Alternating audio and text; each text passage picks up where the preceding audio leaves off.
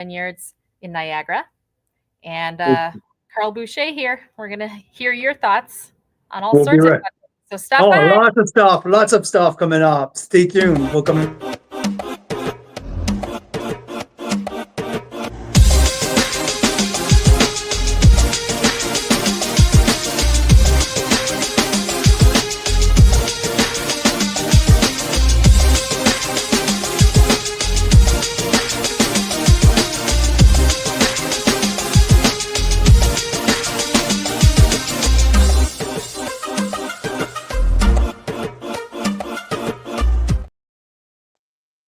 Woohoo! Get in, wine lovers, Carl's Wine Club members, Mira Boucher.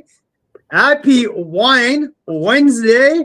It's Wednesday, 5 o'clock Pacific, 8 o'clock Eastern. It's time to crack a great bottle of Canadian wines and let's chat about what's going on across the country. I want to know what's in your glass, all of you guys, and I want to know where you're from. So put that in the chat box and let's get going here because we have an action-packed Wednesday night. So it's going to be a heck of a show. Daryl, welcome, my friend. Stags Hall with 2022 Albarino in the glass. Whoop, whoop. Love it. I have, and then Mira have, in her glass, just to start, Delicious. Nice glass of 2021 Tantalus Riesling, the Riesling Reserve. So the old vine. I thought you were going to say it's that 2012 that you brought home the other day. But no, I'm saving that. I was about to, but you know what? I'm testing something right now. Are you? It's a bottle of wine, freeze. Oh no.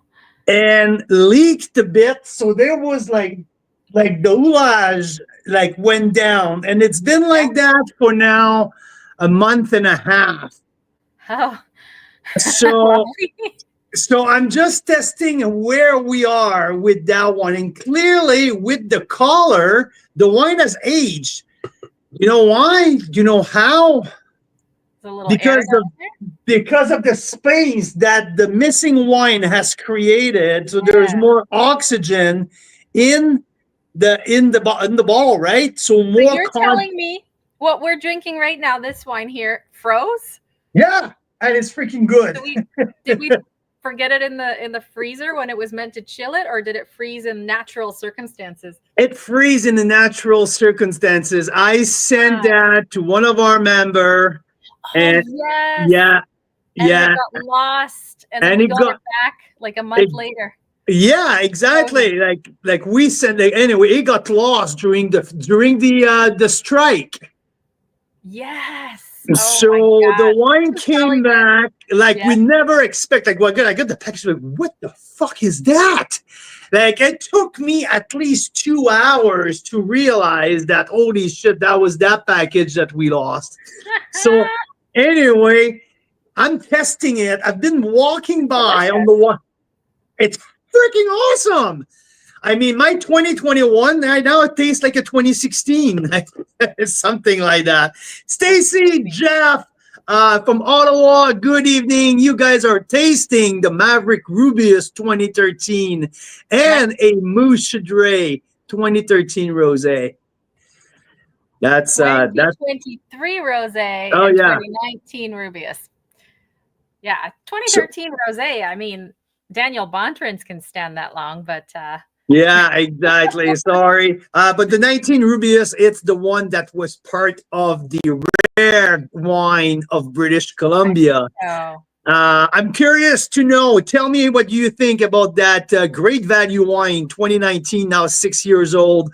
Jeff, give me your thumbs up or thumbs down, or try to get on Carl's 100-point scales and let me know what's your take on that 19 Rubius. And keep in mind, a 6-year-old wine, and now there was what, like $30? So it's original. Yeah. Yeah, it's originally a wine, like the new release of the Rubius. It's a super great value. Like it's a $26 wine. So really, I can't wait to hear. Mike LaPlante, the average wine enthusiast. Good evening, my friend. Wow, I love that. So Jeff, this 93 points, mind blowing. I absolutely love that. You know what? We could have sold much more of that 19 Rubius. I absolutely had, and I have to tell you a story. All okay. So I had the very last case of that wine at the winery, and when I opened the case, there was half of the case that was like wine stain on the label.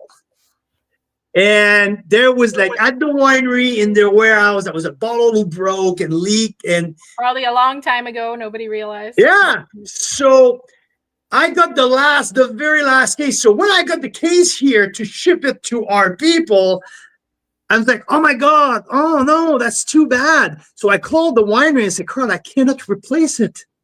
I don't have any left. These are the very last left.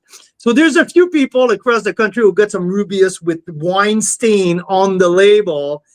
It's just because a bottle broke from the top of the pile, leaked down, and anyway. If that was you, let me know.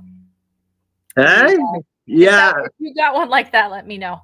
We're not sure exactly who did, but yeah. So James D'Souza is sipping on a 22 Leading Post Rosé, and I believe 22 Rosé was Gamay Rosé, if I'm not mistaken. I can be completely in the right field, but yeah. Well, hey, first of all, I have to say, you can tell my parents have been here to visit. They're members. They're fabulous. They like their wine. And you can tell why, because a week ago here were the remnants of our Christmas tree still. There's a built-in planter right here. Anyway, my mother couldn't stand it. This is why we now have a lemon tree in the middle of our living room. Pretty funny, hey? That is, and you know what? I really like it. It's our first live. It totally grew on me. At first, I was like, there were boxes and boxes of fake plants arriving. Because this is quite large. It's like a 10 square foot area here, this planter. She filled it with plants, fake plants, because I didn't want to have to water plants. So anyway, my new lemon tree. There you go. Yeah, I like it. It looks really good. Like just like that, like behind your beautiful left shoulder. The researchist, Mike, the average wine enthusiast, your researchist for the day, Carl, says the 22 Leaning Post Rosé is Cab Franc. There you go. I told you I was probably completely in the right field. So yeah, and like, but I think that's probably 2023 was a Gamay, or maybe not. Maybe not. Anyway, I absolutely love a Leaning Post Rosé. Every year they do a fantastic job. So, well, that's enough. We have a guest. Two things. We have a guest, and as soon as we bring our guest on, I'm gonna go get your blind tasting wine, you Carl Boucher. You. Okay, but before we bring the guest in, okay, let me tell the schedule, okay, because we're on the schedule. This live might last 3.5 hours. I don't know. I hope you guys have a lot to drink. Okay. We're having Marcel Morgenstern, our very freaking favorite man of the industry across the country. Marcel is joining me. We're going to talk about value wine. We're also going to talk about what's happening right now in the world of politics. With politics aside, we'll talk about the tariff, and we'll talk about Canadian wines, okay? So we'll talk about of what that means for Canadian wines. Exactly. I was told very strongly to get my ship together tonight and not create a clusterfuck. I don't want to hear about anything. I get it. These days. And okay, we're going to talk about that. I want to talk Burnt Ship Bay. I want to talk about the new release of the new Pinot Grigio with Marcel. I want to talk about the Terra Cab Sauv. After that, we're going to talk about Winery of the Year. First, coming up for first time, your opinion on our 3 potential winner or 3 nominees for Winery of the Year, Ontario and BC. So a lot to talk about. Absolutely. Let's bring him on, the man, the Let's myth, bring the him legend. on. Marcel Morgenstern. My man. Look, he says Canadian wine drinker. Now, we normally host the winemaker, but the wine drinker. And I usually Canadian wine lovers. No, I should say Canadian wine drinkers, Carl's Wine Club members. Happy Wine Wednesday. Marcel Morgenstern, my man. How are you, buddy? I'm good. I'm surrounded by wine in my panic room, so we're good. There you go. There you go. The first time you zoomed us from there, I thought it was a fake background. No, you can touch. Yeah, it's a real. Have you ever heard of this winery? I think it's called like Painted Rock or the Silver. Ever heard of it? Nah. No, Hey, Marcel. So you were at the office when Lou came back from Florida earlier this week from his golf trip. And you called me saying, I have a pretty darn fucking good Chardonnay in my glass. So how about you tell our people what you taste this week from BC? I had could it be the 22? That was 2020 vintage Meyer. 2020, sorry. 2020 Myers Chardonnay. Myers Chardonnay, that's right. Yeah. That was a long day when we called you. So funny. I could have told that night. Drinking fantastic. Yeah. And I didn't pay 25% extra. No, you sure didn't. And I remember when we went there, when last time you guys came around. So that was a great buy. Great tasting. Yeah, no, that was fantastic. So I'm just saying, because I say that because I love when I got an email or a phone call from Ontario telling me I just opened that wonderful bottle of BC wine, and vice versa. When some people call me or text me from BC and say, Carl, I just opened that bottle from Ontario. This is so amazing.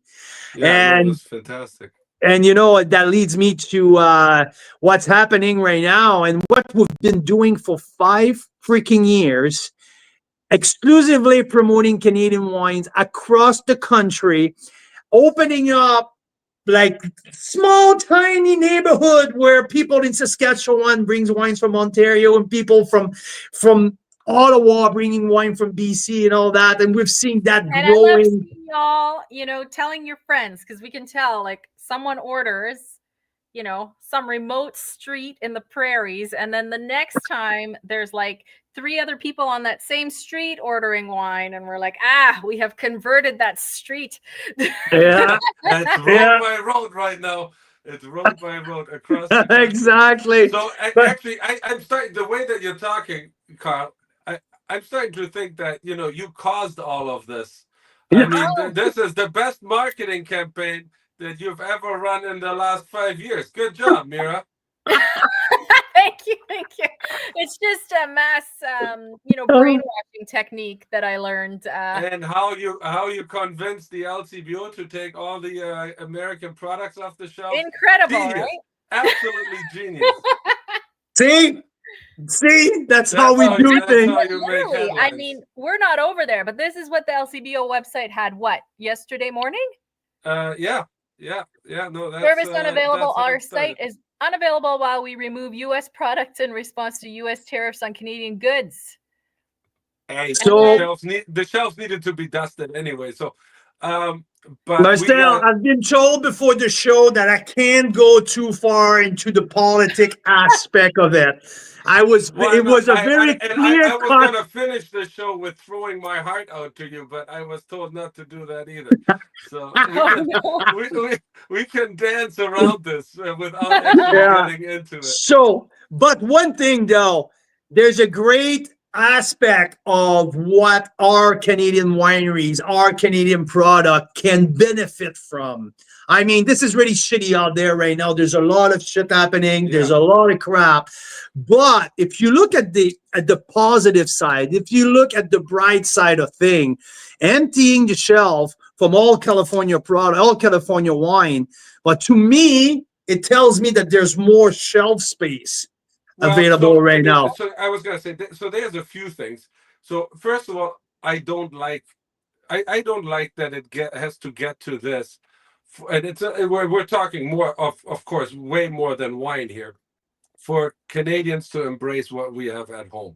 That's true.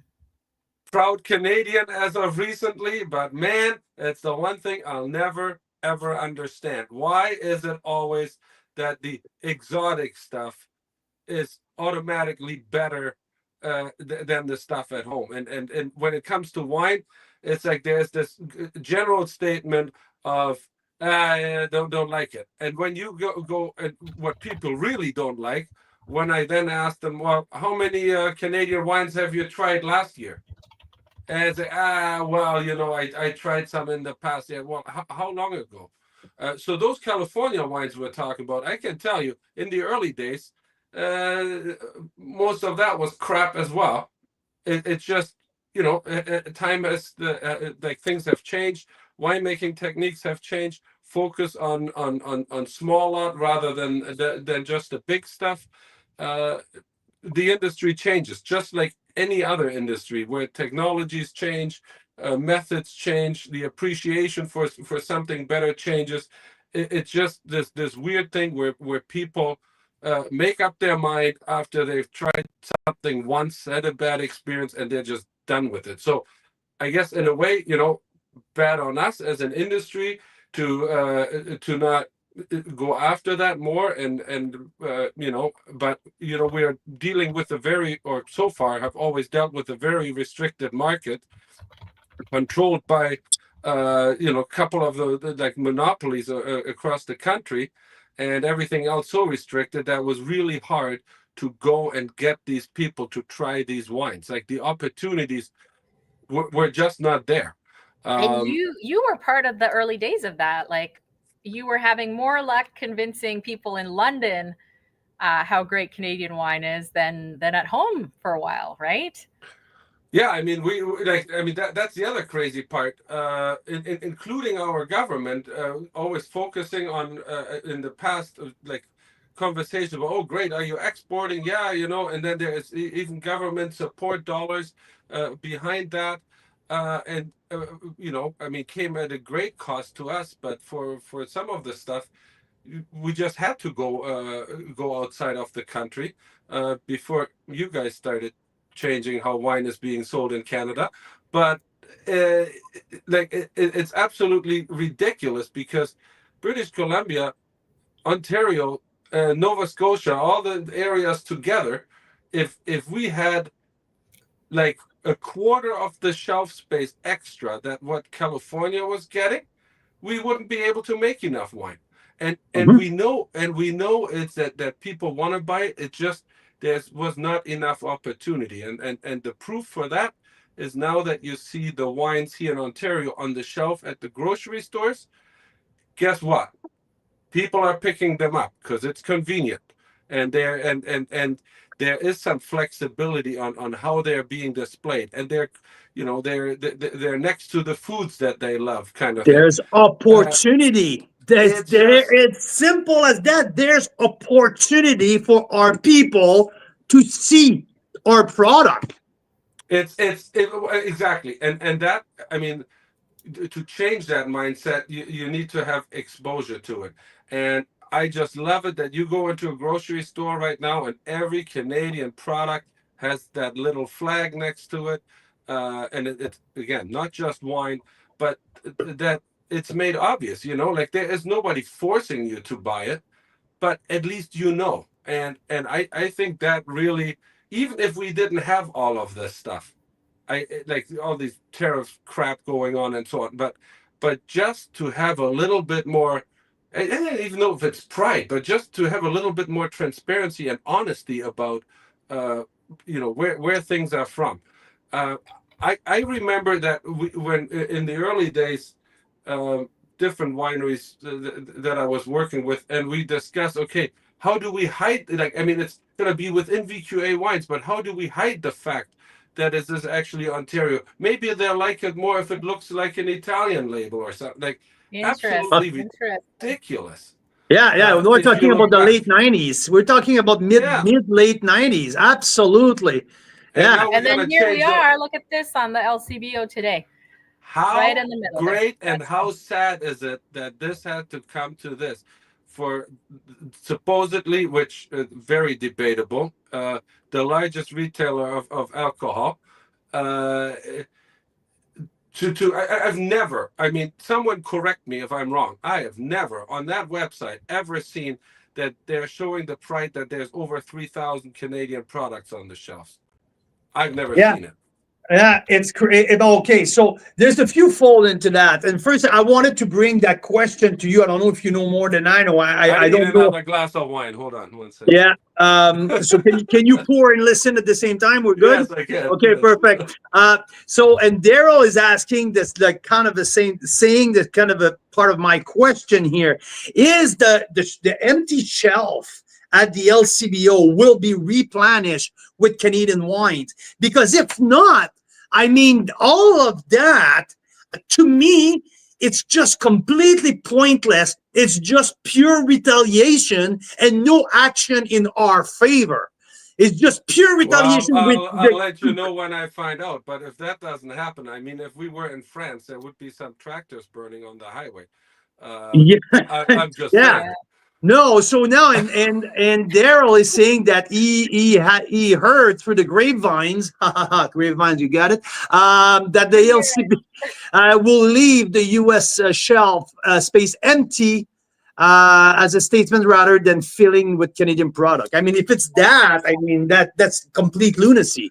Yeah, well, I guess in all fairness, I mean, that was a hell of a big job to get all that packaged up. This time, at least, they were more prepared. From what I hear, that the head office, was sending down boxes and so on to the stores. But I mean, like, it is a big job. any I mean, moment they could get the call to put the products back on, because now we're part of the negotiation, right? To me, it's like, yes, leave some space empty. But does Josh wine need to have 10 facings? Like, when these products go back on, give us a quarter of that space. Put them back on. But there is nothing wrong with restocking the shelves a couple of times. But none of these products need 10, 12 facings on these shelves. And they do not need to be on the top shelf either. Because if they are that great, and if people really want them, they're going to take them off the bottom shelf as well. Very good point. Very good point. They do not have to be on the top shelf. And I'm not sure if I have a fellow Quebecois here who are listening tonight, but is the SAQ did the same, took the same action as the LCBO? Are you aware of anything like that? For you. Okay, now you're gonna get political. So no. So now we're getting into cross-border stuff here. So, that's the real problem. I mean, is that that's my SAQ, Canada. That's the thing. If I want to apply to be on the shelves at the SAQ, currently it is cheaper for me to sell wine to China than it is to Quebec, because I can send my application in online and hope that someone gets back to me. Every time you fill out that online application, they take $300 from you, and when they turn you down, they keep it.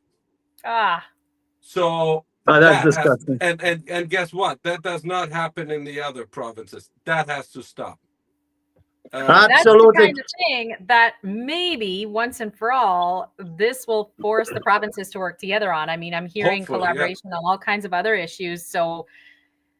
Well, and I know that's one of the election promise that Rob Ford has done, and now if he's reelected in Ontario, he's going to go hard after. Rob's not with us anymore. Dog, I did the same thing last week. I talking to Rob Ford. I did the same thing last week, and I thought of that, and I said I should not. On the political side, let's not. I did the same thing, and people's names. Listen, before I said it, I thought of it because I knew I did this. I did the same mistake last week. And I had I 50%. thought of I not had correcting 50% you, of but I choosing the couldn't right help it. one, and I didn't. You Anyway, were like, but which one is it? Oh God. yeah, I know. And when you slow down and stumble, like no, like it's like It's with like your that answer with the Ronald Trump that's That's over there, right. right? yeah. Anyway, We that don't you're know gonna their see. names, so we won't comment on Yeah, it. It's but all good. to open like our own market, because despite the fact, Marcel, yeah, now this is a big kick in the nuts with the tariff and all that. Yes. I understand the whole thing, but you and me can see some positive outcome for our Canadian product if we get our act together. If our Canadian put their word where their mouth are, being up in arm and say this is insane, this and that, and people say, "Oh, support Canada," but we haven't seen an uptick in Canadian purchase. I don't know if I told you my story. I went to a liquor store, one of the biggest liquor store in Kelowna, the biggest town in the Okanagan, Friday, 4 o'clock, 2 weeks ago. Okay, it was packed. I was number 16 online. Number 16. I have 15 people in front of me. And there was like right when Mr. Donald J. Trump announced that he will in 2 weeks put the tariff on like that group Support Canada just had hit their 1 million subscriber in a week. That could end myself, number 16 online. I looked at the 15 people in front of me, not one person had a bottle of Canadian wine in their hand. Not one person. And after my 35-minute wait to get at the till, the lady at the till asked me if I was aware of the sale of the day, which was a California wine, $4 off, and the wine was absolutely delicious. Sure, I should buy it.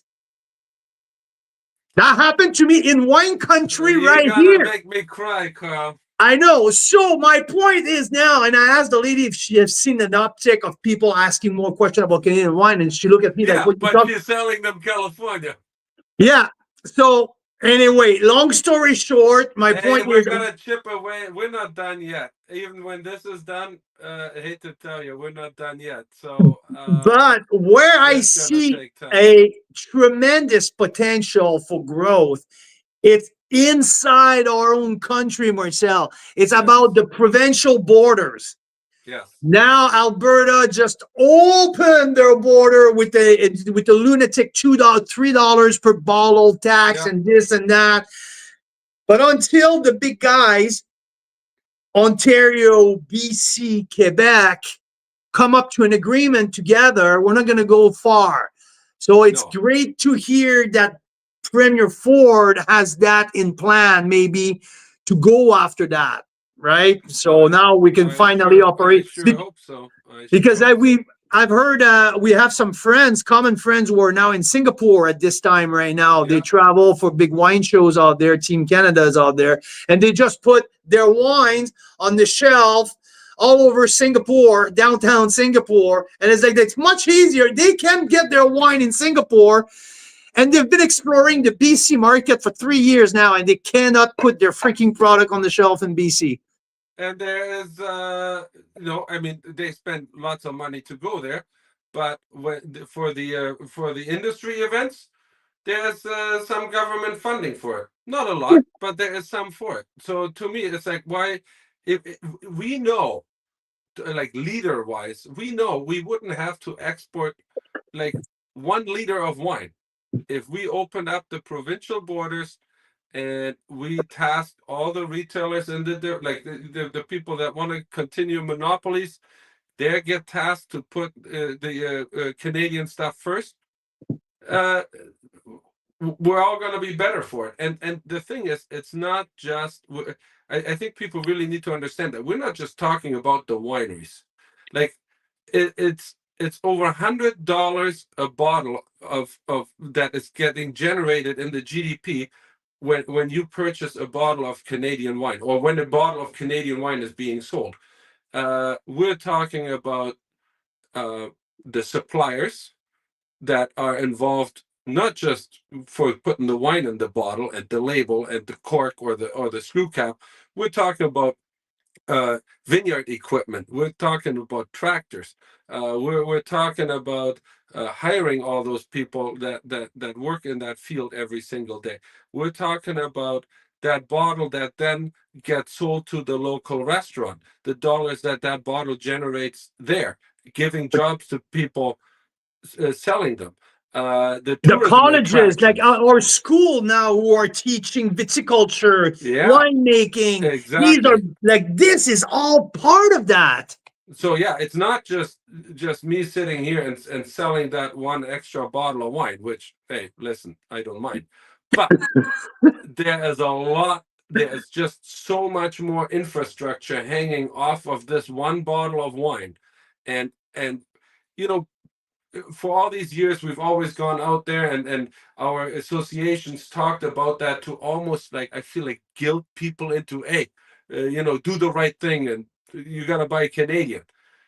That, I always knew that was never going to be good enough to convince people to buy Canadian wine, because who wants to be guilted into buying something? What you do need to do is you need to try the stuff. and And tell people how and fucking good is it. yeah, and that's where we have been blocked for so long, to have that access, to actually have people try the wines, whether it was reluctancy in the restaurants to list Canadian wine, because it's a cycle, right? People didn't ask for it because people didn't know about it. They didn't get a chance to try it. While they're not going in the restaurant to order it, so the restaurant's not going to list it. So unless you were working with some sommeliers that took the time, went out to wine country, went to explore it, the great stuff, there's good stuff in the monopolies. The great stuff is directly from the wineries, because it's at a different price point that they're not going to move, and they, quite frankly, they're such large retailers that that's not their specialty, to focus on that and hand sell those products. You do this online successfully for the last 5 years. We don't have specialty wine shops in Ontario. Just, there's the little bottle shops here and there, which is great to see. Nice development, but to me, that's just the start. So until we see that, where there's people that love the wine, and they're getting people to try it, unless you come out to wine country, or try the wines that you guys presenting, yeah, it's still, it's not going to happen overnight, even with all of this. But hopefully people understand that, yeah, maybe we It should give it comes another back to the try. same word that we use at the beginning with the grocery store, Marcel. It's about opportunity. If the Silva or if Black Market has the opportunity to have their bottles on the shelf at the LCBO and still make a penny, Yeah. because we know, and the same thing, if Terra has a nice, or Bernshebe has an opportunity to have their wine in the BCLDB, the opportunity, and still make a penny on it. Now that's where it starts, right? Well, I Without mean, the so opportunity. exactly. So wine like the Burnship Bay wines, with the anchor on the on the bottle, to me, like, that needs to be. We have a lot of water around. So quite a We few sure years do. ago, I went to Nova Scotia, and the liquor board, yeah, all excited about it. And then I was told that what price it had to be, because they had 137, almost 140% markup. I'm like, So how much would they? How much did they it's want crazy. to? How much did they want to sell your Bernship Bay? Oh, ideally for the same price as we have it in Ontario, and I can tell you, we can't make the wine for that. So unfortunately, I'd rather stay in bed. So so those are the crazy. So we're worried about tariffs. Uh, we got to work on this interprovincial stuff for sure. Yeah, no. Absolutely. There was a So study done that Hold on, the we're gonna talk about wine. I know. I think we need to talk about wine, and you got blind tasting wine for after Marcel I too. know, So, I know, yeah. So, I know. but there was So some kind of study done at some point. I don't know. we don't know the names of the premiers, so don't quote me on this, but apparently the interprovincial barriers amount to basically like a 20 to 30% tax on a lot of things that we consume, right? So we do it to ourselves before even that our people down south does it to us. We do it to ourselves to start with. So, absolutely. And that was kind of my words, and I word like it's us to look at each other, to look at our industry and say, hey, when are we going to really start supporting it properly? So anyway, we're talking outstanding value wine tonight, and I want to talk about preaching to the converted. So I do have to say thank you to everyone that tunes in here, because you guys are the choir. We're preaching to the choir. We are preaching to the choir, exactly. We certainly are. So thanks for all your support, you guys. This is the way to go, and hopefully everyone's also enjoying these discoveries, because to me that's the fun part. I mean, it's just finding these gems, and the more I taste the international wines out there, the more I'm like, holy, we are doing amazing stuff here. I mean, it's great. I know. And you mentioned Josh. You mentioned Josh wine earlier, Marcel. We were down in the States couple 3 weeks ago, and that's one of the bottle that we bought to go live with. Blind tasted Carl on it about 2 weeks ago, and he thought it might be a hybrid. I have no clue what was in my glass, and I'm like, is it Baco?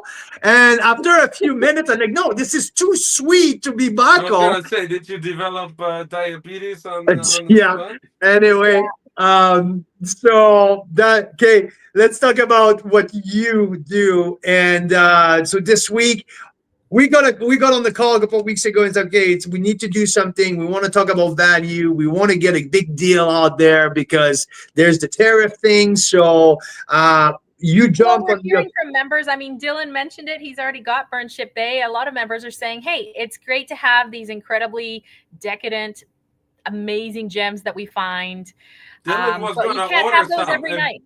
What's that? Dylan was going to order some. I told him I wasn't shipping it because it was too freaking cold.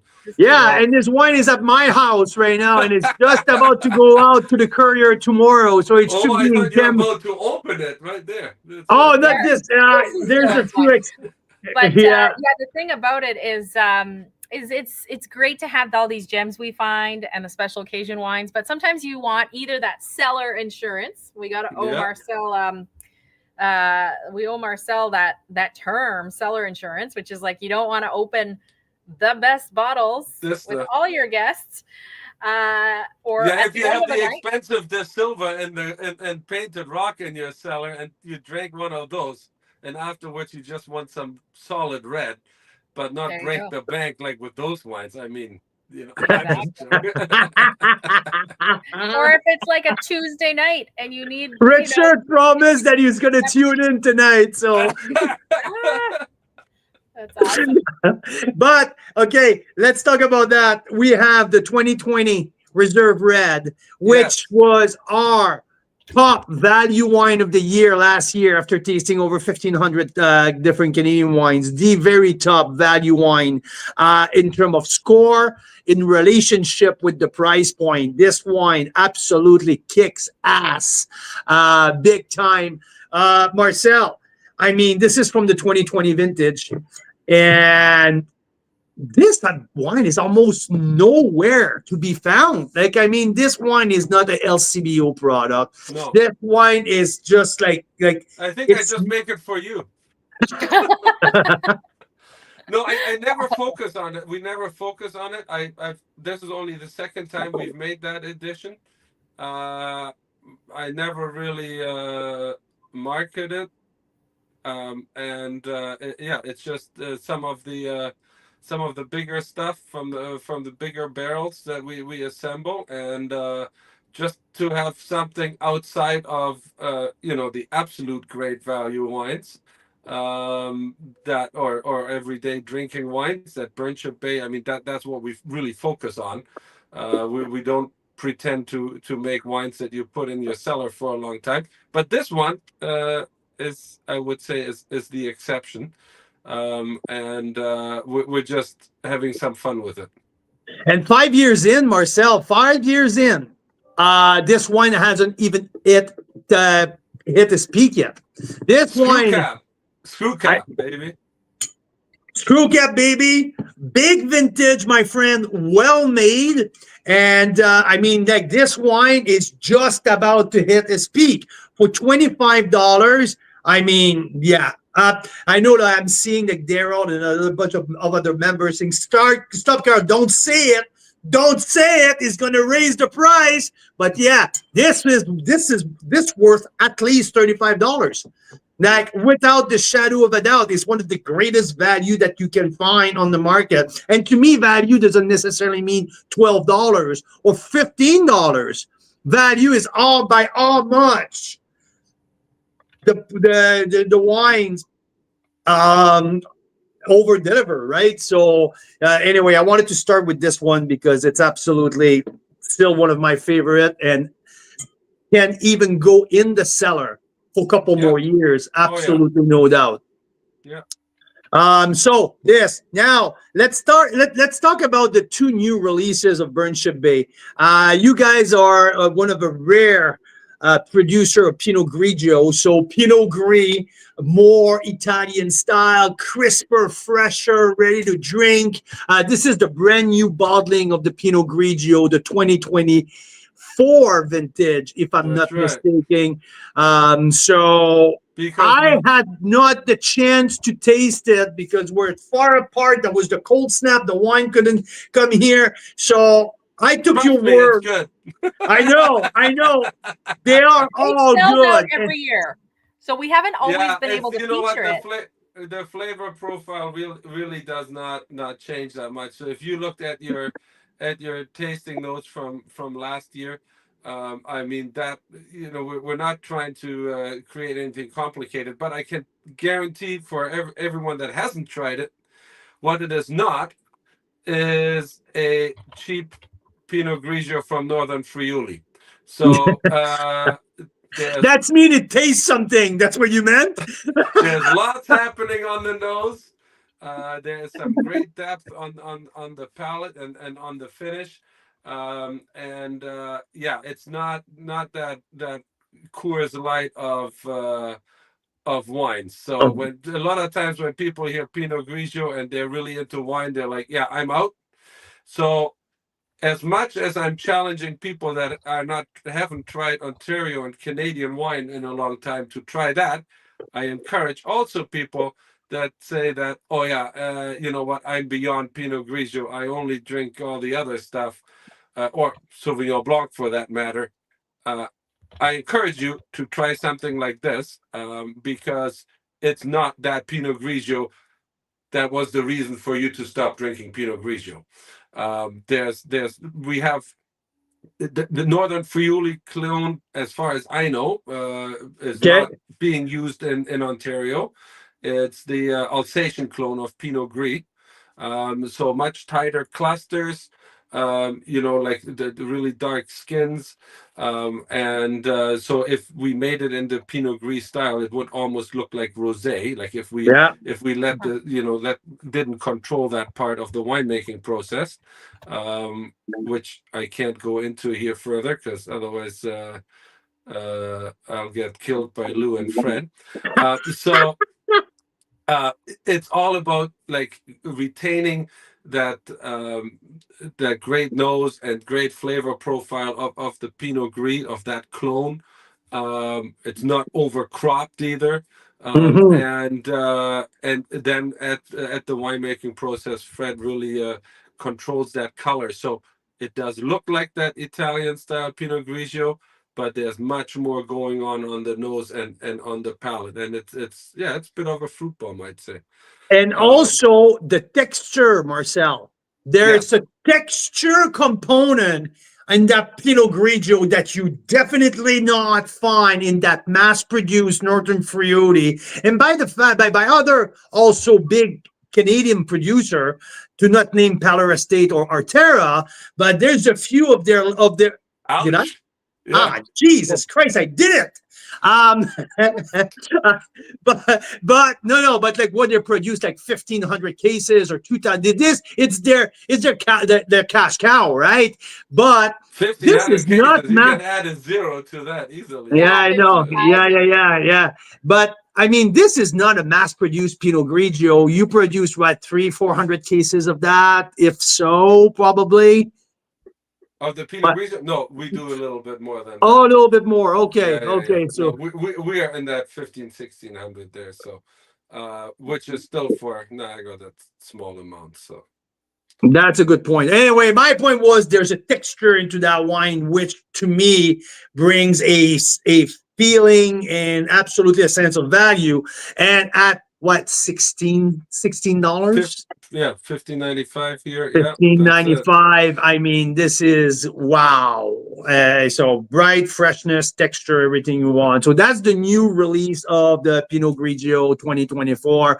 You also just released the new 2023 Cab Merlot, which is, I can't call it the little brother. Let's call it the cousin of Yes. the Burnship Bay Red, the Reserve Red, right? Yeah. Fresher, newer, obviously different vintage, but at also a little brother price though at 15.95 because the Sauv Blanc, the Pinot Grigio, and the Cab Merlot are line price at 15.95. And to Yeah. have a red, like a high quality red like that at that price point, that's pretty out. Yeah, and you know what? That's Outstanding. quite frankly, that's the one. I mean, you can put. Actually, I'm drinking the 22 here right now because that's all I had here at home. But which is drinking great, so you can keep it for a couple of years. But I mean, those wines are that's what they are. They're made for consuming now and enjoying now. Um, Same that Sauvignon Blanc. You know, we're still on the 23 vintage there. And you've been taking you through that vineyard there. That's right on the border of 4 Mile Creek sub-appellation, which you know that's usually like for us is cab country. Lots of Marcel, great sunshine. Mira, do you have that picture of that night on the Yeah, sunset by the lake? I'll find it in a Ah, if you second. can find that picture, that will be And awesome. then yeah, and then we got uh, you know, we got that more sandy soil there by the lake, and it's just an awesome spot for that really bright, refreshing Sauvignon Blanc. And um, if we just because I mentioned it, the difference between like run into people that say, "Yeah, Sauvignon Blanc, no, thank you," and we know exactly what they're talking about. They're talking about the acid and the green asparagus and maybe a little bit of that cat pee, and that's it. Well, that's not what this wine is.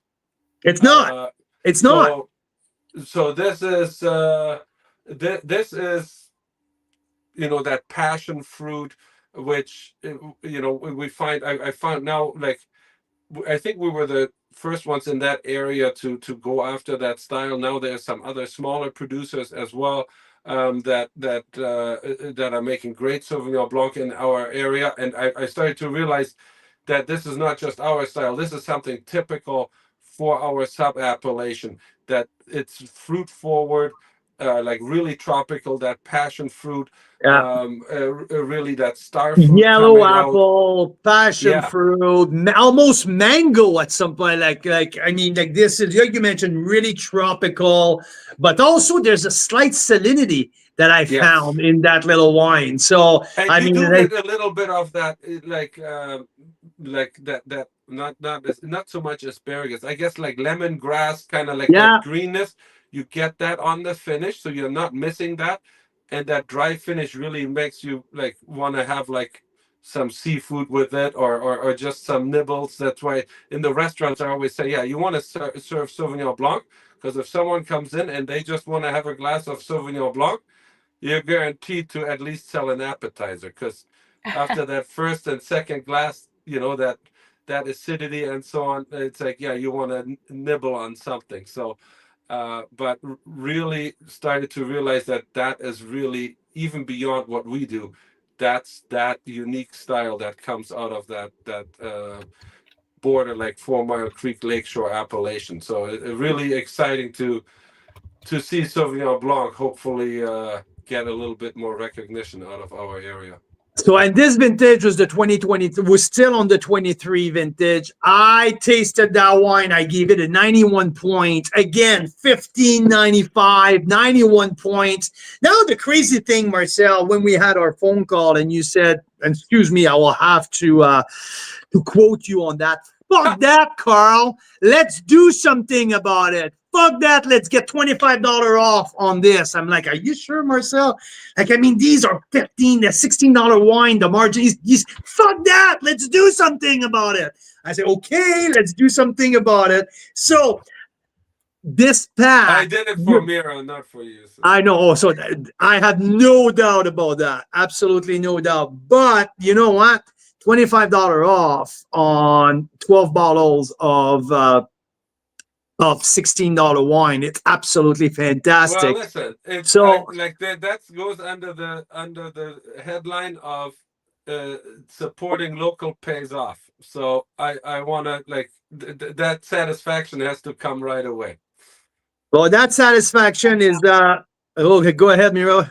Well, that satisfaction is already in the bottle. I mean, that's the great thing is that value is already there, and then on top of it, you're being extra generous. So we appreciate it. And I'm gonna make it all back when that reserve goes up to $55. So I'm not worried. Right. Exactly. We'll call the Carl Reserve and. So yeah, this is that vineyard, the Pinot Grigio, or is it the Sauv Blanc? No, Sauvignon Blanc. Sauvignon Blanc. The Sauv Blanc comes from this place. So this was Marcel took us there. I was going to say, it's not that whatever your background is. So that's a new section of the vineyard. We were planting more this year, so you don't have the established wines there. Oh my goodness! Who knows what we're saying in these videos? I don't know if the sound is off. Yeah, how about you turn the sound off? Yeah, that was very courageous of your part, Mira. I mean, you could see Toronto, so that's why we're out on the lake. But yeah, that was the new vineyard that you are doing there. And then I guess we ended up doing definitely you don't want to show those videos. yeah. With the sound on. Because we know after the party is the after party. So there you go. Yeah, so that's the Sauvignon Blanc. No, that's why I wanted to because free shipping. That's the new section. That looks very different now. So yeah, that was. Can you believe it? I had to look for it going back 3 years. That was in 2022. That was 2022. Marcel, that's the night that we lost my youngest son in a game of hide and seek at the winery. Well, that's why we built a new production facility. Tanks away. And there's nowhere to hide like that anymore. Created a panic among the crew. So I remember that night. I won't forget that night. That's for sure. That was incredible. But yeah, no, what an amazing pack. I mean, yeah, we've done the burnt ship bay before, but now on top of it, a $25 discount. So put it that way. The wines are supposed to be $16, are now $14. So an incredible opportunity until Monday to get your value pack. I have something else. We didn't talk about this, but so we've been for the last 10. Well, this is our 11th year, the official wines of the Hockey Hall of Fame, and so since we have the elbows up campaign going on here, I think you guys can do like I don't know for the first. I'll give you 10 sets of 2 tickets to the Hockey Hall for people that are around or want to come down. So for people that are ordering, I'll let you guys figure it out how we get them to your friends and customers. So there's 20 tickets for you to the Hockey Hall to distribute as you like. So that's awesome. Well, hey, I have an idea. How about I send a quick note to everyone that orders and say if you would like these tickets, first come, first serve if you're going to be in Toronto, because that's the thing, we want to make sure people get a chance to use them. So yeah, we really appreciate that. And how long has that been going on that you guys are the burnt ship bay? That was crazy. That was right with our first vintage. So first I submitted some wines to the All Canadian Wine Championships and the Pinot Grigio right off the bat won gold. Wow. And then they were doing a tasting for a new function wine, and submitted it there, and At the they Hockey called Hall me. of Fame. Yeah, and they called me for a meeting, and that was it, and they stuck with it ever Wow. since. So That's Wow. amazing. been Awesome. really And cool. also on Via Rail. It's being poured on Via Rail. Yeah, in the Or past was. via rail. Yeah, exactly. That's right. That's very amazing. Canadian wine. It's a very Canadian wine. I love And it. tuning in tonight, there's 4 people who said they're tasting Burnship Base Reserve Red tonight. So And am I still allowed to be on here? What are we? What's the outcome here of the tasting? I mean, we know what you think, but I think, well, someone just said so good, and another one said I forgot how good it was. So I believe that, yeah, I mean now and it's a great opportunity to restock with an extra $25 off. I really so I can tell you, I didn't make that wine in 21. I didn't make it in 22. I didn't make it in 23. And I might make some from the 24 vintage, but that's going to be a couple of years. So, Wow. and I was going to look this up, how much I have left. I know there is not much because we only ever made 200 cases of it. So, yeah, that's it. That's good to know. For the next couple of years. That's it. Well, let's get you sold out, so you don't have to worry about checking. That's something that we take great pride of, Mira and I. It's when the club absolutely sell a SKU out at a winery. This is one of the most rewarding thing. I So think if I have to remember, I think it's like 60 cases or something like that that's left. So come on, members. Come on, guys. Let's get it done. Yeah, this is one of those that is worth stocking up on. So yeah, if you can, it's worth it. Absolutely. So, I feel like I'm in an infomercial. Let's talk about something else. Well, we already talked about politics. I think we got to get onto what, religion now? Yeah, but hey, He's not doing so well, so let's not do that. Marcel, on my behalf, on Mira's behalf, and on our members' behalf, we want to congratulate you to get you got your Canadian citizenship. Oh yeah, Mike was asking about that. Recently. Listen, it was really overnight. Took 30 years, but hey, here we are. Just like every overnight success. That's it. Yeah. It was just a matter of sitting down, filling the paperwork out. So I finally did it. Wow. Hey, listen, with pride, always from day one. I mean, that's awesome. I chose the country to live in, and wouldn't want to be anywhere else right now. So I definitely don't want to be called 51st anything. So hey, Marcel, one more thing before I let you go. I know it's 9:00 your time. The Pan Canadian Masterclass edition number 3 back in Ontario. Hey, look at that. I freaking love it. So that was. Remember this? I sure do. These beautiful people on there. Look at that. Yeah, that was. I got to tell you guys, if it wasn't for Marcel, we wouldn't have had that first masterclass because he was the one. I mean, we kept talking about this idea of having a tasting of wines from coast to coast, and maybe the winemakers, a couple of them can come. And it was Marcel that said, screw the talk, let's just do it. No, Mira, you're right. He said, let's fucking do it. Oh, that's what he said. That's what he said. So not with that accent. With a different accent, but so we're heading into the 3rd year now. June 21st is the big event, but there's like 4 days. This is going to be huge. This is going to be huge. Fun. Yeah, and you're gonna like you guys have outdone yourself. I know there's quite a few tickets that you sold for which is now. It's not. It's really. We should rename it. It's not the Pan Canadian Wine Masterclass. I mean, that's only one part of it now. Now it's the Masterclass weekend, really. Oh yeah, the Pan Canadian Festival, or something like that. You know what? I'm I'm really excited about this because that was quite honestly. I mean, when we first discussed this, that was the vision, that there is Right. so much to share, and if people do spend the money and make that effort to come out, and it's not just the neighbors left and right that are in the area anyways, but I know you have people coming from British Columbia, uh, Alberta. Alberta, fantastic. Like then they really get like that master class. Really, that title is the right thing because you could go around, uh, you know, for a couple of years and tour here and tour there, but you're not gonna get the experience that you guys are providing for the people during those days, like where you get to meet the people behind the scene and not just like, oh, hi, hello, and nice, you making great wines.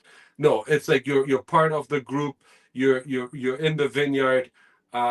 It's just, yeah, that kind of wine touring just doesn't exist And down you're here. So hosting. You're going to be hosting the welcome reception, the first, the opening.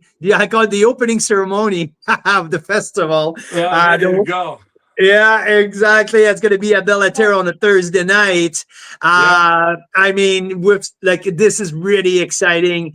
And like I would love to have a bunch of people from the industry, from Ontario and Ontario wine absolutely, industry, and absolutely. so they can come and our members can connect with other winemakers, our winemakers, because Richard already confirmed is coming. Oh, Uh, great. uh, um, Rob already bought his flight ticket.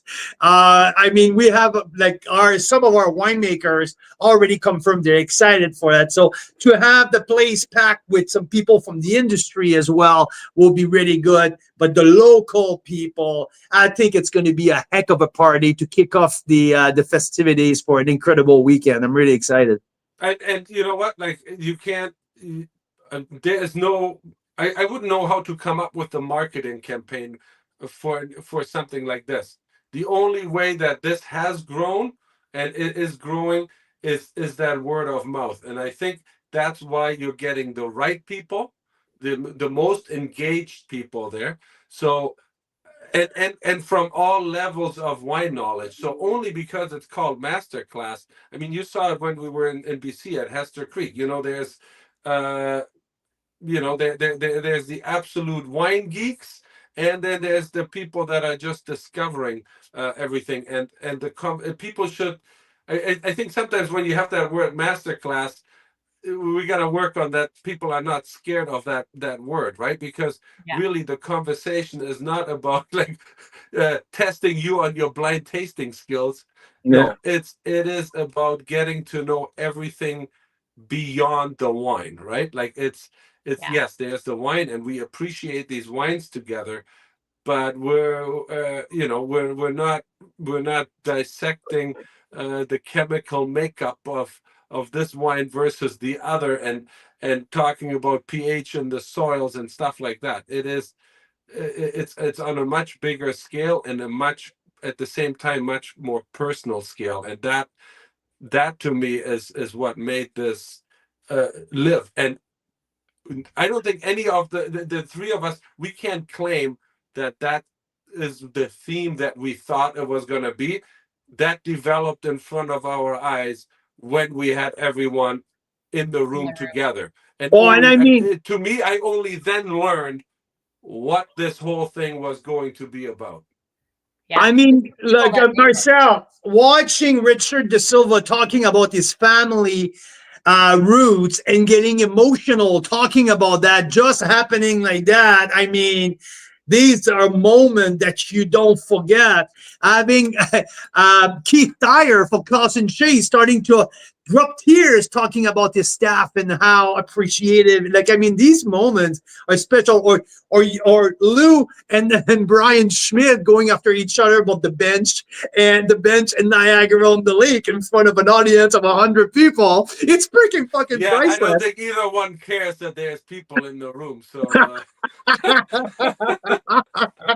but just to say that, yeah, these things have got grown organically, just like Daryl says, and we're at the 3.0, and we're so excited. Every couple days, we have new thing coming up. So we're gonna talk more Pan Canadian in the couple weeks with the club with more announcements. But yeah, it's growing you know and what? it's I exciting. love to do some live, maybe, with some of the people that are involved. We're gonna have to cut them off a little bit, but maybe I should drive over to Suans and we'll set up a broadcast there.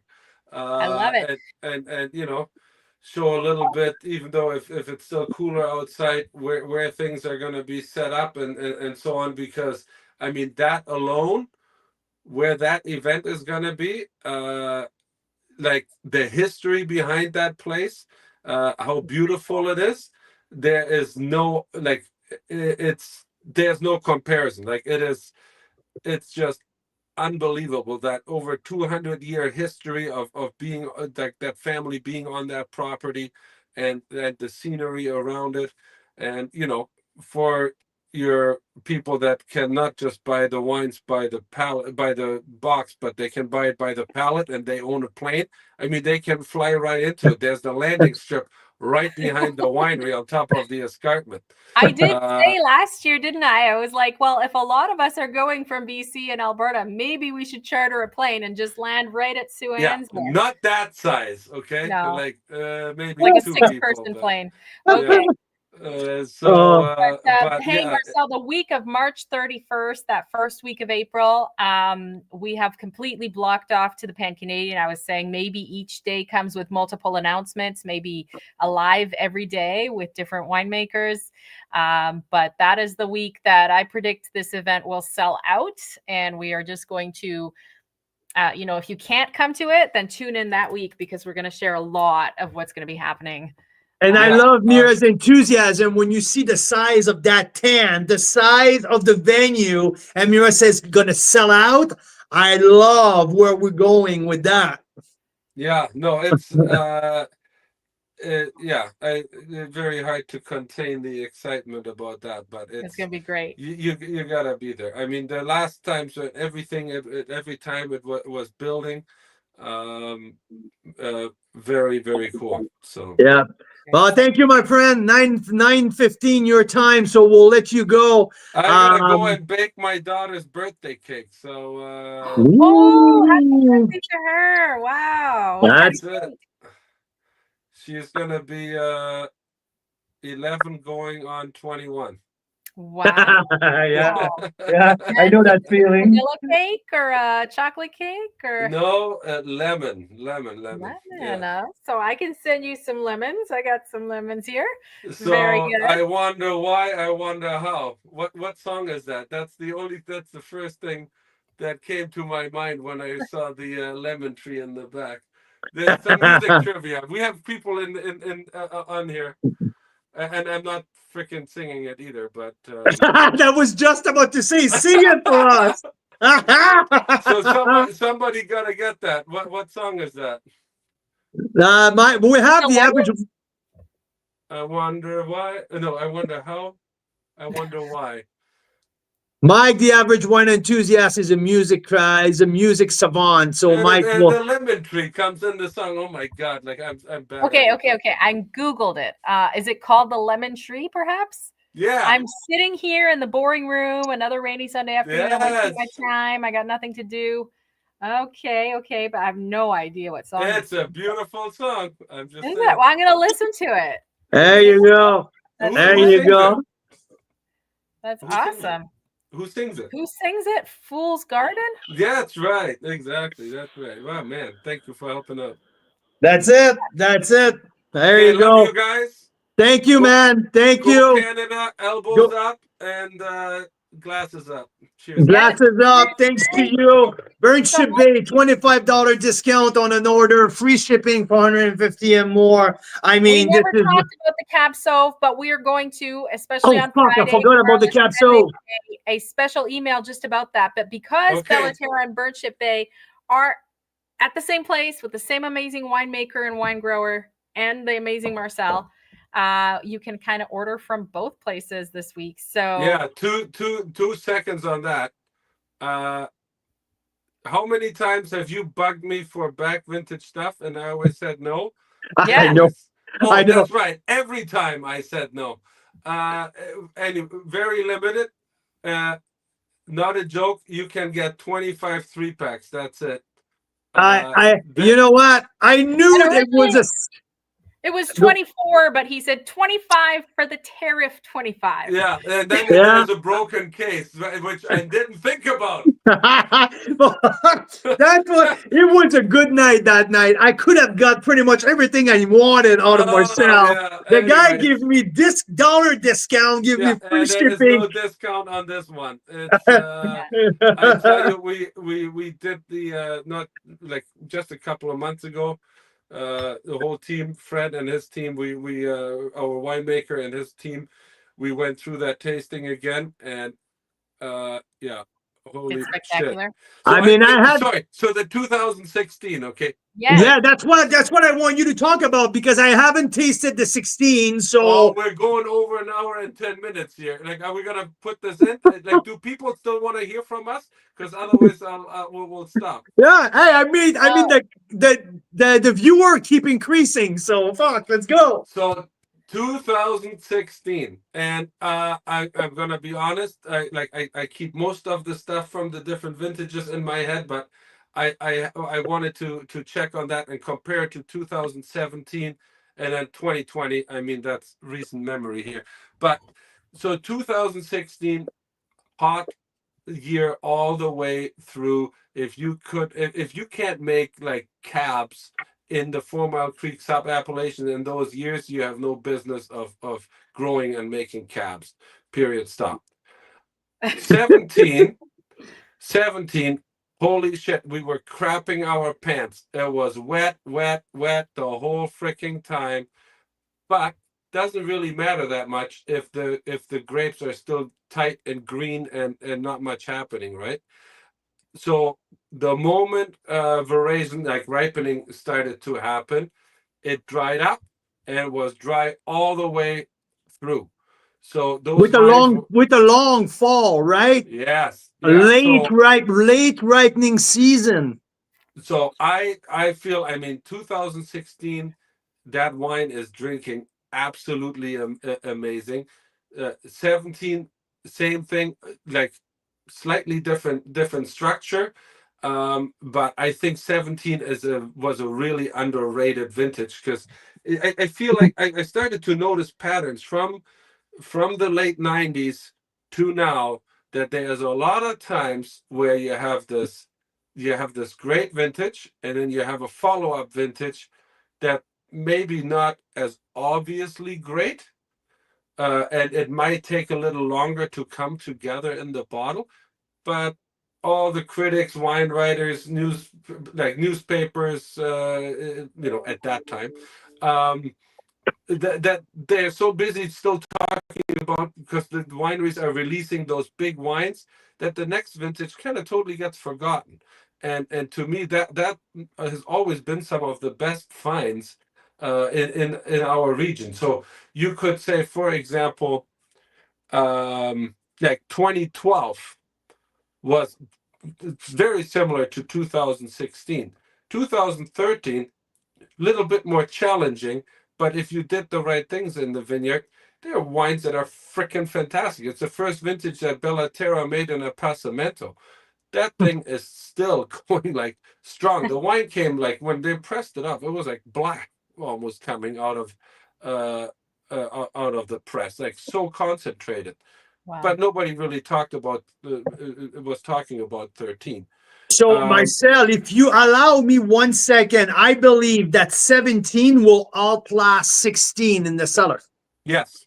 Because Yes. in term of structure, that 17 to me is a little bit like the 19 in BC, which was a colder vintage, tighter wine, but more it goes into age, into maturity, better these wines get. And like you mentioned, these are gems that are hard to find. Yeah, and so 16, I wouldn't say it's like, oh crap, the moment you get the pack, you got to open the bottle. No. That's what I'm saying. But Either. you can. But then don't right away open that 17, because no, I don't have more for you. So Okay. if you need to stagger it, uh, you know, well, you can become a wine club member at our wine club, and maybe you'll have some access to it. There you go. Hey, we're bringing our people to your winery for the opening of the No, Pan Canadian. I'm talking about you becoming a member. That's right. Oh, yeah. Well, you know what? Yeah. No, Yeah, I can. there's I not have multiple. Yeah, there's but not a lot of it left. So Nice. and we're gonna keep some of it as well. But for people that buy this pack, and they really, I think that pack is really gonna show you what we can do, and it also teaches everyone a lesson when we come out and tell you that something like the 2020 vintage is a wine you should buy now, and just don't come in and buy a bottle. You buy the 6 bottles, or you buy the case and you put it away.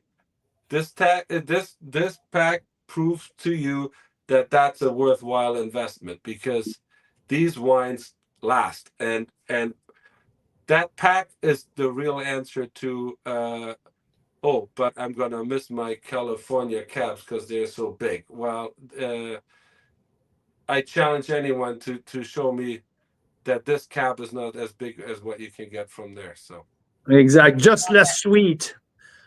Yeah, that's got no. that structure, right? And nobody by the name of Josh was involved in making these wines. Marcel Morgenstern, my friend, thank you so much for your time. Burnship Bay and Bella Terra week. We fucking love you, man. Thanks. Thank you Take care, so guys. much. Have a great night, Marcel. See you. Cheers. Oh, cut you off. Cheers. There you go. Amazing. I told you we're going into a 3-hour show. I know. Okay. Well, real quick. Hey, right? I mean, we call that experience, Mira. I knew exactly, even before we go in, I knew exactly what we were getting into. So yeah. Okay. So do we want You're to gonna have something a little different. 60 seconds. Okay. I don't have a timer I can put on the screen. Okay. But I'm gonna set a timer on my I don't know, on my computer here. 60 seconds, baby.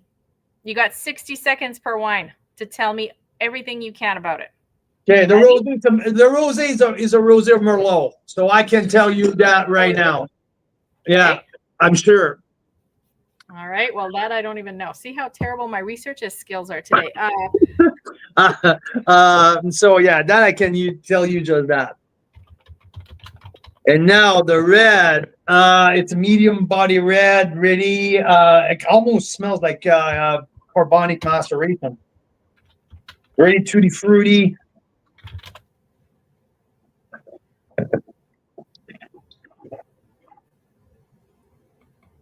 Actually, super fruity and very delicious.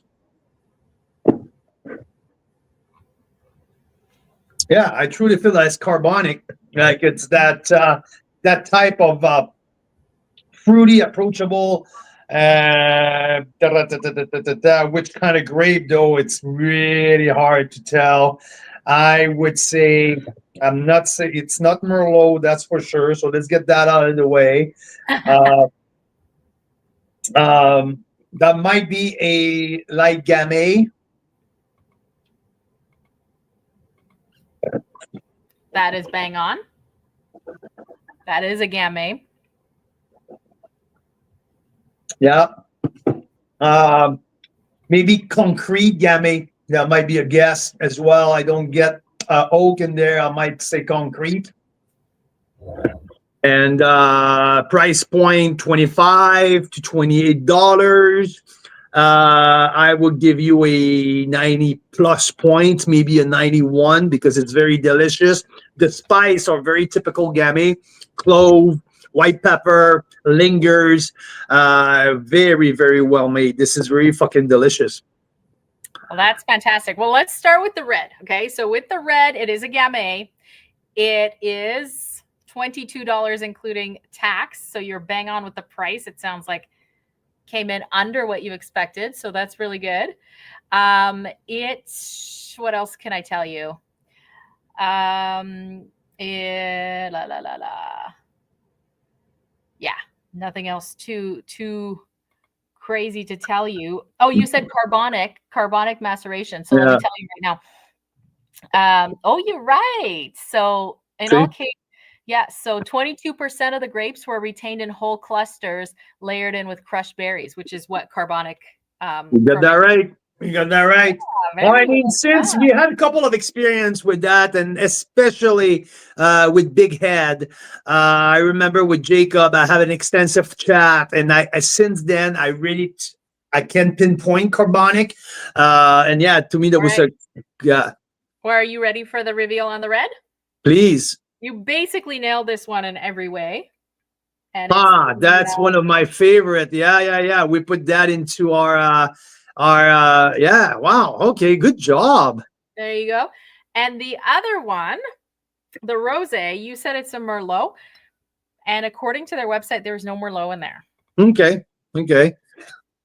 Yeah. But what did you say about that rosé? It was just mainly, I think it's Merlot and just kind of a.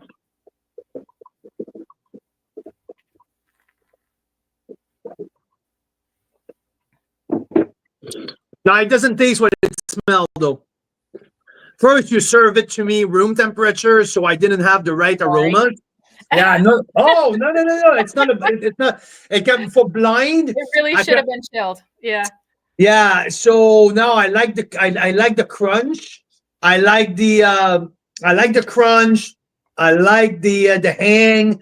I don't perceive the acid exactly like I would like because it's warmish.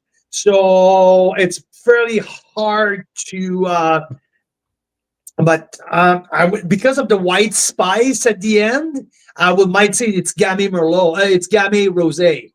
All right. You were right at that because, surprise, we recently got a big pack of Malivoire wines. We're tasting. Oh, so it's Malivoire Rosé. It's Malivoire Rosé. Okay. From Ontario. It's 52 Cab Franc, 33 Gamay, like you said, and 15 Pinot Noir. But here's the crazy part. It is in a can. Huh. So a little trick for you. Ladybug Rosé. That's Ladybug Rosé, which is really, really popular. So that's good news because what was it? About 5 years ago when we started the club, we got like 33 cans out with a group of winemakers and we tasted through them all. And gotta tell you, there was only 3 to 5 of those 33 cans that we would have recommended to anyone. That a lot of them were just not at that level. And this is actually a good wine. Like, well, I remember we were around the fire at Skaha Vineyard. Yeah. Yeah, that was quite of an epic night. Great tasting. It was a really fun. And I mean, guess what? Also, there's less on the market, right? So there was a natural selection happening in the last 5 years. Everyone kind of went for it about 5 years ago. Yeah. Some people were putting premium juice in, but very few. A lot of people at the beginning thought, oh, this is a way to like sell some of the less desirable wine. Absolutely. No, it's enjoyable. This is hey, you know what? I didn't like the nose at first, but realized that oh, that's there you go. Yeah, to be honest. But I think too there is a difference on the nose that wears off when you get a can wine. Yeah, there's that, and there's also the fact that it's warm, right? So I'm sure if it was chilled, it'd be different on the nose. Yeah, absolutely. On the palate, very enjoyable and surprising and good news, I think, for canned, because this is a very tiny little thing. You can slip it into a Yeah, no, backpack. super. Yeah, I like the concept, and I like the wines. I mean, that Gamay. And which Gamay was it? Was it the? It's the small lot Gamay. So it's Okay. $22 on their website. Yep. And is there any small up? But is there any? Which appellation is that? Is there? There's no specific vineyard appellation. No, it's from their estate vineyard. Okay. Beamsville Bench, VQA. Yeah. Okay. So it's a blend of different vineyards. Yeah. Yeah. Possibly Yeah. a place we will visit during our touring for the Pan Canadian. So yeah, there's exactly. Okay. Like this. Last thing, and then we'll let everybody go who's still stuck with us to this last piece here. You're going to get some very good insider news. Every year, we shortlist 3 wineries from BC, 3 wineries from Ontario to be our Members' Choice Winery of the Year. And after we shortlist them, and the reason Carl and I shortlist them down to 3 is because we know all the inner workings of what it was like to work with that winery. So we shortlist based on how much the members enjoyed the wines, the kind of feedback we got, the kind of customer service there was, how awesome or not so awesome it was to work with that particular winery. And so we shortlist them, and then you guys vote. And that vote is coming out tomorrow. And the shortlisted wineries are, drum roll, are you ready? So for BC, let's start with BC. We have Clos du Soleil in the Similkameen. That was a heck of a feature early in the year. We had some exclusive wine with them. The wines are so freaking delicious. Signature is an awesome Bordeaux blend. Their portfolio across the board. I like what Michael Clark's, the winemaker, managing partner there, is doing. So yes, it is really exciting. So Clos du Soleil, the first stop in the Similkameen Valley for one of our 3 nominees. Absolutely. Then we have Tightrope on the Naramata Bench. So awesome couple, Lindsay and Graham O'Rourke. Graham, former viticulturist for Mission Hill for many years. Graham knows the terroir of the Okanagan. Since 2011, they purchased a beautiful spot on the Naramata Bench. They make tremendous wine. Know now, and hopefully people realize that they make one of the very best Barbera in the country. Yeah, the spot they have is fantastic. I have a bottle of 2012 Riesling downstairs that I'm dying to try. I can't wait. But in our rare wine of BC, we had a 2014 Syrah from them and a 2014 Riesling, which were phenomenal. So yeah, great. Very experienced viticulturist and winemaker team, and their couple. They're great. So then in BC, we have Maverick. Maverick we have featured now, I think 3 times in the club in the last 5 years at least. Yeah. And every time it's been a wonderful experience and really fantastic wines. It's that this winery makes the Bushvine Syrah. Well, full disclosure, I have to say this is one of Mira's very favorite wine ever. Bushvine Syrah is Mira's wine crush, definitely. Yeah. So I mean, are you sure? Tonight are having the Rubius. That's another Maverick wine. So a lot of people have really enjoyed these wines. But there's also another thing. It's Janik. Janik, the general manager of the winery, is an absolute. He's a gem. He's an absolute gem to deal with. So yeah, Maverick Estate Winery, our 3rd nominee. So Maverick on the Golden Mile, Clos du Soleil in the Similkameen, and Tightrope Estate on the Naramata Bench. All 3 of those would be amazing places to throw a members party, just saying. So we'll let you guys decide. We'll have the vote open tomorrow morning, going all the way till Sunday, and then we'll announce Sunday night or Monday. We'll send out a note announcing the winner. And then for Ontario, we have Vineland Estate, one of the wineries we featured last year. So Vineland, I mean, our relationship goes back a few years. This is the Brian Schmidt, the winemaker at Vineland, originated the Carl's Wine Club tailgating tradition. This was the first tailgating party. With the average wine enthusiast, Rob Hammersley, the owner at Black Market who traveled with us. So yeah, we had an incredible time on the tailgate of his pickup truck. And what you see here, where we are standing, it's the boutique vineyard, and on one side of the road you have the Clone 214, and on the other side you have the Clone 327. And tasting these wines side by side from the same vintage, right on the gravel road in between these two sides of the vineyard, was an incredible experience. Really special. So we've got Vineland, and then it's going to be a really tough choice for Ontario because we also have Stratus, and we were at Stratus a few times this last year, treated like gold. These guys, world class. World-class wine, world-class experiences, world-class people. World-class people. I mean, Dean is one of my very freaking favorite in the biz. Young winemaker, but talented, and he knows his terroir. He knows his program so well. And Suzanne, like the team at Stratus, is absolutely world class. So, I mean, yep. Absolutely. And then we have Tightrope, Leaning Post. And Leaning Post, again, I mean, we have the crazy stories of Daryl, hearing about a new Merlot from Leaning Post and then being there less than 12 hours later to try it out before it's even released, because their wines are incredible. But also Ilya and Nadia Senchak, the owners and founders of Leaning Post, are some of the best people on this planet. They're just so passionate about what they do, and also just fantastic people. And every time we've been there with members, we've been hosted like kings, and they've participated in so many of the things, including the Pan Canadian that we've been up to. So we've nominated them. So it's now up to you guys. And I have to say about Leaning Post, in terms of pure winemaking, in terms of what's in the bottle, I mean, they have to be in the top 5 in Canada.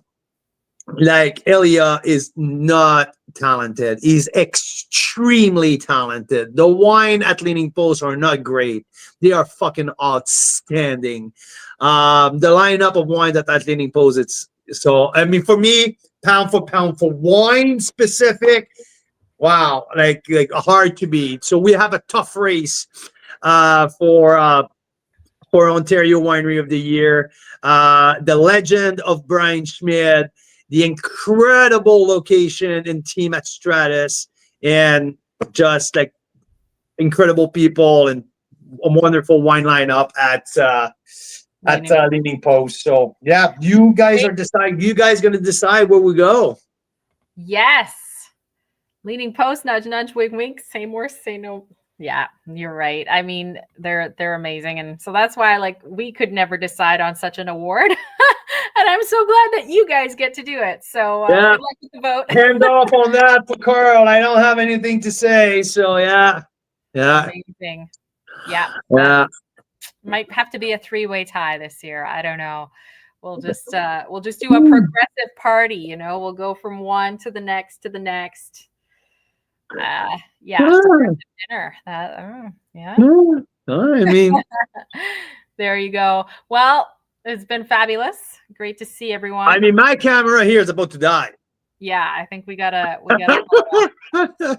So yeah. Everyone, and hope you guys have a great night. We might see you live Sunday night to announce the winners of the Winery of the Year, and if that doesn't work out, we'll send an email. So there we go.